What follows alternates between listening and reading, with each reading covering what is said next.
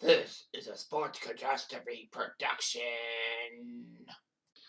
Hey there, hello there. It's Jeff Cutter down and welcome you to another sports catastrophe on this day, and on this day, April the 8th, 1975. I know it's another baseball one, but well, we're in baseball season.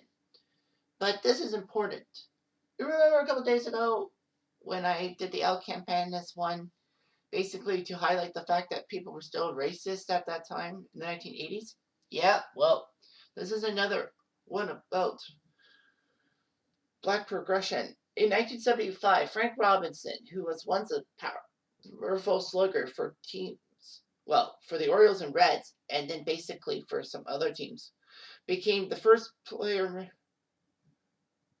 became the first manager, black manager in history when he was made player manager of the Cleveland Indians. Yeah, he was still an active player at that time. Usually, player managers don't usually exist. But anyway, F. Rob decided to do something about it. Frank Robinson was a star for the Reds for many years, and then the Reds decided to trade him because he was an old 30. So he went to Baltimore, but Robinson made Cincy pay for their mistake by winning the Triple Crown in the American League. I was like, what? And he also helped Baltimore win the World Series in 1970 against, guess who? Cincy. However, 5 years later, his skills were a little diminished. And then Frank Robinson would have to deal with things in Cleveland in those stupid ketchup uniforms. Like, why would they be wearing ketchup uniforms? Blech. So, anyway, Cleveland played the New York Yankees at Cleveland Stadium. You know, the cavernous mistake by the lake. Frank Robinson would hit a home run in his first at bat and help the Indians beat the Yankees 5-3. This would actually start a good managerial career for Frank Robinson.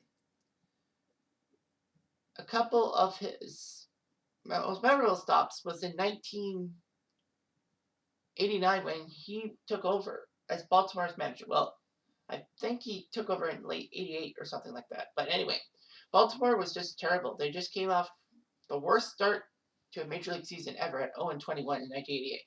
But in 89, somehow the Orioles clicked. They had some great young talent. They had some good veterans. I think Fred Lynn played for that team. But anyway, the Orioles gelled and almost won the AL East. That would have been a beautiful Cinderella story. However, the Toronto Blue Jays took them to the limit and nipped them at the line. But Robinson would also be the last manager of the Montreal Expos before they became the Washington Nationals. So basically, yeah, Frank Robinson was the Expos manager when they had moved to Washington. Anyway, F-Rob is a legendary player, and don't you forget that. I'm Jeff Diamond. I do.